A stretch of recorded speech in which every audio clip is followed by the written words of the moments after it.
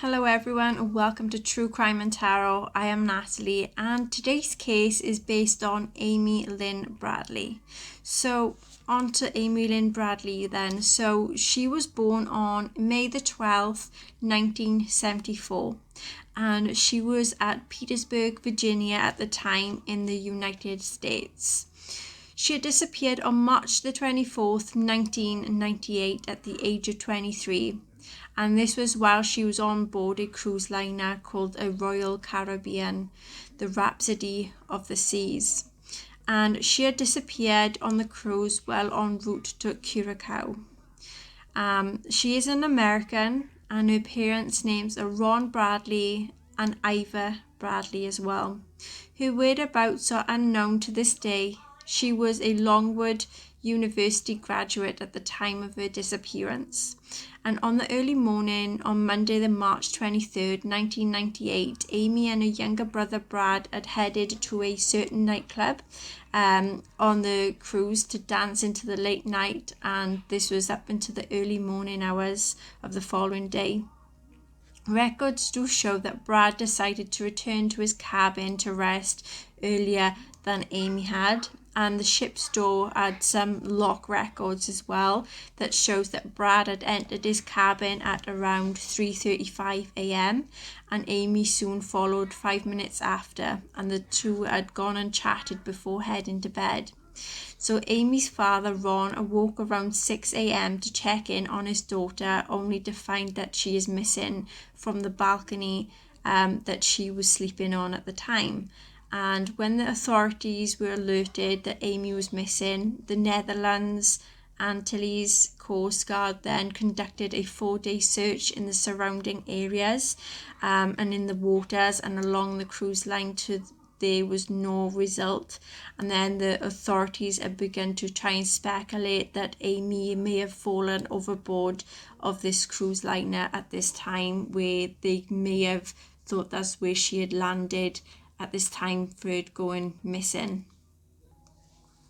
They had also suspected that she had actually drowned, but the investigators had rejected this theory as Amy was known to be a very strong swimmer, and there was a lot of searches that turned up to no sign of her, and there'd have been some possible sightings of her as well in Curacao.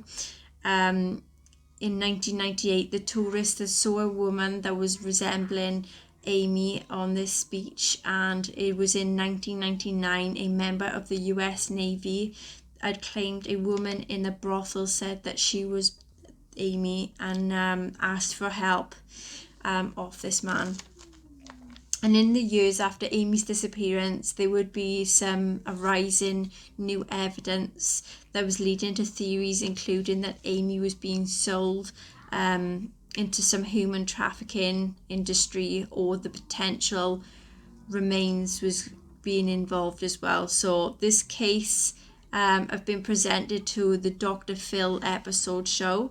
The search for Natalie, which is Amy Bradley, and her case was presented on Americans' Most Wanted list as well. So about Amy Lynn's background then. So Amy Lynn Bradley was born on May the 12th, 1974 in Petersburg, Virginia, and she was a resident of the Chesterfield County, Virginia, and she attended a local university, graduating with a degree in physical education. She attended with a scholarship in basketball, and she was known for her strong swimming abilities, as well as having previously worked as a lifeguard. And Amy was planning to start a new job at a computer consulting firm after she had gone to graduate in university. And there was a celebratory event that Amy decided to join her family on a cruise vacation that was on this cruise liner that she had gone and disappeared on. And it is called the Caribbean International Cruise Ship, Rhapsody of the Seas. She was en route for the Curacao, a Dutch Caribbean island that was under the Kingdom of Netherlands. So prior to her disappearance then, on March the 21st, 1998, Amy and her family had boarded this cruise liner ship and towards Curacao. And prior to the time of her disappearance, Amy and Bradley decided to stay up late dancing in the Mardi Gras nightclub party that was on the ship. And there was a lot of drinking alcohol with the ship's band that was there as well, was also called Blue Orchid. And one of the band members, Alistair Douglas, otherwise known as Yellow, was drinking, and he started drinking with Amy on that night as well. And where he had claimed that he had left the party at around 1 a.m. and at this time the videographer known as Chris Fenwick was also able to try and capture the moment where Amy and Yellow were dancing. So the disappearance. So between the time of 5:15 a.m. and 5:30 a.m. on the 24th of March 1998, Amy's dad Ron had woke up and got up to check on his status of his children, where he had saw that Amy was still sleeping on the lounge chair, which was of the cabin's balcony at the time. And Ron had told the local papers that he could see Amy's legs from the waist down. And he dozed back off to sleep, and the balcony door was closed because it hadn't been closed. I would have gotten up and closed it, but when he got up at 6 a.m, however, she was missing along with her cigarettes and her lighter at this time. He had later said, I left to try and group up and find her. And when I couldn't go and find her, I didn't really know what to think, because it was unlike Amy to leave and not tell anyone where she was going. And after this, Ron had searched the common areas of this cruise liner, and Ron woke up to the rest of the family and told them that Amy was missing at 6:30. So this is where the investigation had started then. So Amy's family immediately reported the missing case to the onboard crew, and this is where they continued to plead with the crew members to keep the 2,000 passengers on the ship from disembarking in the cruise, and to make an announcement to assist in finding Amy. But however, the team at the pursuer's office had informed them that it was too early to make a ship-wide announcement.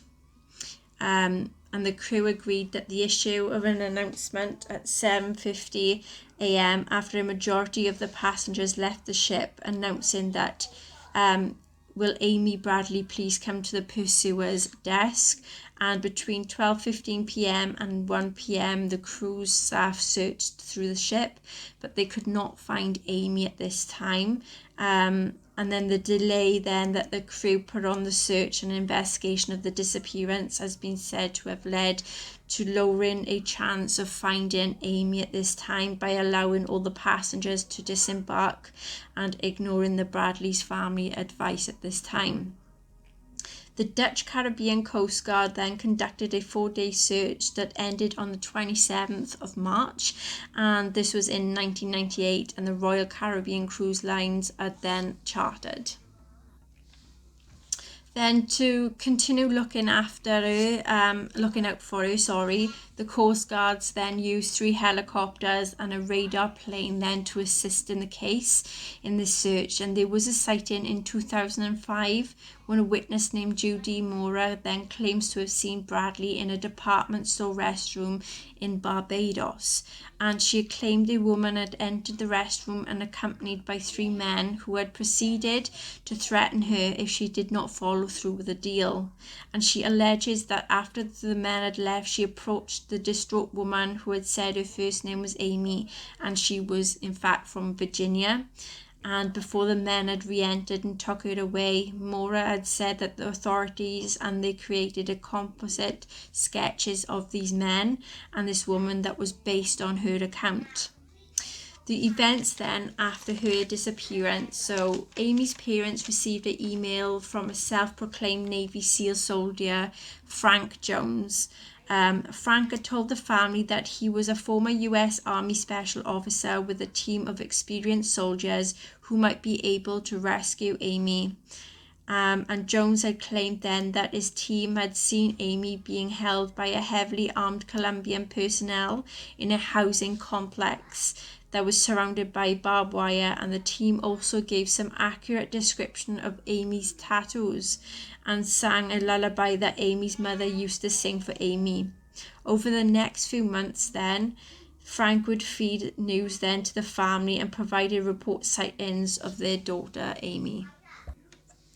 When Jones then had told them where they were going to attempt to try and rescue Amy, he added that more funds was needed at this time to find her.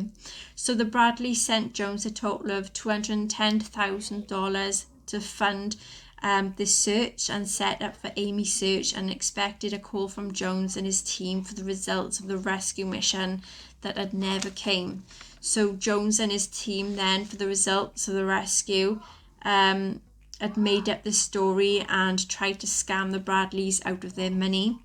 And in February 2002, the federal prosecutors in Richmond charged him with defrauding the Bradleys of $24,444.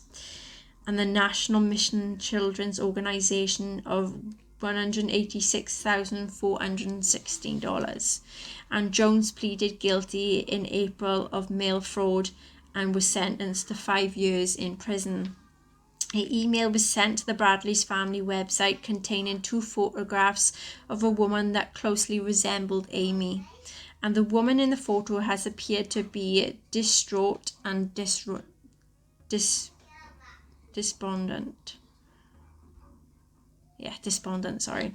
and was a sex worker known as Jazz. And Amy Lynn Bradley, who declared legally dead in 24th of March 2010, 12 years after her disappearance with no witnesses and no body found. There have been numerous report sightings of Amy. 5 months after Amy went missing, 2 Canadians spotted a woman who matched Amy's description. This was on a beach, and the woman had even had the same tattoos as Amy, which was a Tasmanian devil with a basketball on her shoulder and a sand then on her lower back. There was also a Chinese symbol on her right ankle and a lizard on her navel. A male believed that he had saw Amy in a Porto Mare, Curacao with 2 men. And that is what I could find so far on this case. So this is where I decided to do a tarot card reading, and there is a couple of questions that I asked. So what happened to Amy Lynn Bradley? Who was involved in the disappearance of Amy Lynn Bradley? Where is Amy Lynn Bradley? And what is the final outcome to be for Amy Lynn Bradley? So we have number 1, what happened to Amy Lynn Bradley? And we have the 8 of Wands. So there was a struggle that was to be resolved and having some freedom, and things started moving very fast for Amy. There was fears about the unknown and concentrating on what was wanted. 6 of Cups. There was a rekindling with someone that was from the past, and there was happiness and joy. There was some cooperation as well, and starting afresh. Empress. There is a lot of nurturing energy and pleasure and fulfillment and expressing herself. There was enjoying music and being comfortable with her surroundings and luxuries and near water and nature. 9 of Pentacles. There was contentment, peace of mind, and enjoying herself and having a single life. There was independence and having high vibrancies and enjoying every moment. 4 of Wands. There was a joyous celebration and being around loved ones. There is security in knowing that she was with those who was loved and cared for her. King of Cups. There was a male who had a lot of emotions and was calm and had some boundaries and was very level-headed as well and made some smart decisions. This was a father figure. Reverse 8 of Pentacles. There was dedication to become the best version of herself, and there was certain things that had to be done in a specific way. 5 of Cups. There was a situation that didn't turn out as they hoped.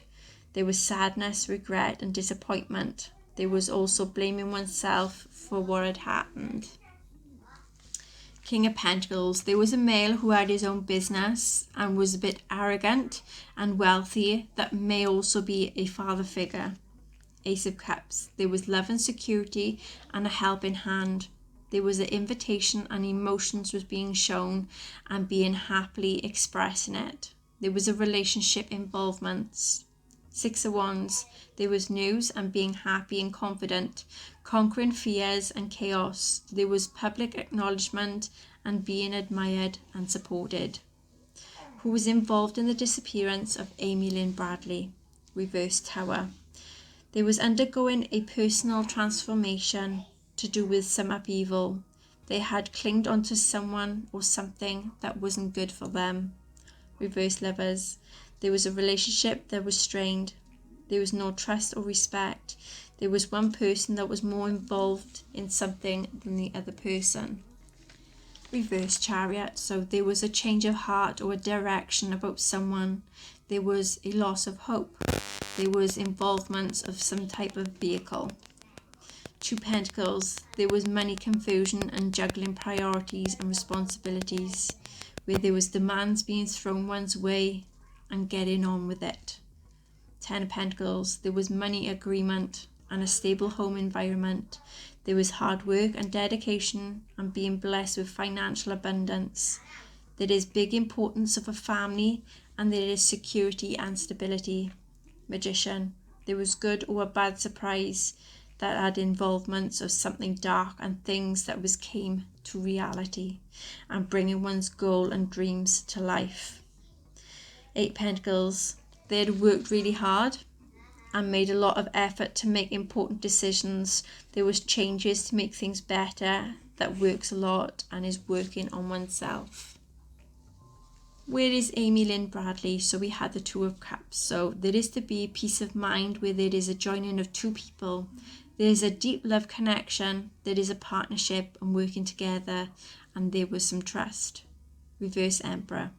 There's a male that is overusing their own power and control with insecurities that may be to do with some father issues they have. There's struggles, possessiveness, controlling and being overbearing. Reverse Moon. There's dealing with fears and anxiety, and there is some negative influences. Reverse Temperance. There's imbalance and a risky business and clashing with someone. There's also allowing oneself in people's drama. Reverse Ten of Wands. There's doing a lot on their own and no one to help. So there is a lot of struggles and having a heavy weight on your shoulders. There is secrets that is being kept away from people. Reverse Strength. So there's being very vulnerable and lacking self-confidence. There's a need for rest and someone is prone to explosive behaviour and lashes out. Nine Pentacles. There's contentment and wealth and abundance. There is independence and not relying on anyone. King of Swords. There's a male who is to confront someone to get to the bottom of some truth, and there is a form of judgment. What is the final outcome to be for Amy Lynn Bradley? For her case, Ace of Wands. There is to be a new beginning and a new idea and trusting one's instincts and following their own gut.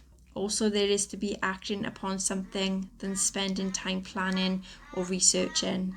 10 Wands, there is to be a weight on their shoulders that's going through a lot due to some burdens and some form of responsibilities. Reverse Nine of Pentacles, there is to be charging people wherever she is and having some family around. Two of Wands, there is to be a plan of action and exploring things. There is thoughts of travelling overseas on a short journey for some information and education and knowledge about the time of Amy's disappearance. Reverse Knight of Cups, there's to have a think about taking action but not being 100% ready as of yet. There is someone who is very moody or jealous and frustrated that is to be involved. Six Swords, there is to leave someone or a situation behind and moving out of troubled waters. Knight of Swords, so there is to be a mission that someone has set their mind on and is nothing going to stop them. They are going to be very determined and they are going to be really action oriented. And that is the case of Amy Lynn Bradley and the tarot side of it. If you enjoy my videos, please like, share, subscribe and hit that notification bell. And if there is any other cases you'd like me to do, then feel free to comment in the comment section below. Until next time, take care.